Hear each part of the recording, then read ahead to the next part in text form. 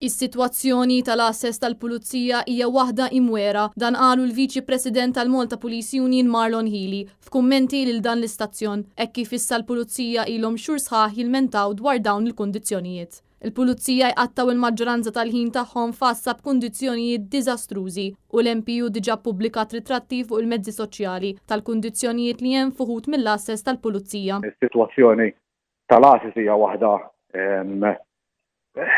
imwera biex ngħidu hekk, mhumiex postijiet adattati għall-pulizija li ovvjament ma ninsewx il-pulizija jaħdmu għattaw l-ammont kbir ta' ħin f'dan l-ambjent, ġifieri bħal ambjent mhuwiex ambjent adattat. Marlon Healy għalinna li din is-sitwazzjoni ma tgħinx fil-motivazzjoni tal-ħaddiema u l-Pulizija ma jkunux jistgħu jipprovdu l-aħjar servizz għal poplu Malti u Awċi. Sentejn ilu l-Kort tal-Pulizija nieda strateġija ta' trasformazzjoni iżda ftit li xejn kien hemm progress. Bit-Times l-editorjal tagħha fil-ħarġa ta' tnejn tajt illi nħlew sentejn prezzjużi. Wieħed mill-punti li hemm msemmi f'din l-istrateġija hija il-well-being tal-Pulizija. Filwaqt li ċertu l-affarijiet tranġaw mxew il-qoddim, però ovvjament wieħed mill-iktar mill-punti bażiċi huwa id-dar fejn wieħed irid jaqdi dmiru. Għaldaqstant huwa konferma li riċentament ġew imnedija pjanijiet sabiex ċertu assess saħansitra jinbnew mill-ġdid. Dan ikompli jimxi mal-proposta tal-MPU sabiex jitjiebu l-kundizzjonijiet tax-xogħol b'ambjent aċċettabbli fl-assess tal-Pulizija. Jidher li ħajkun hemm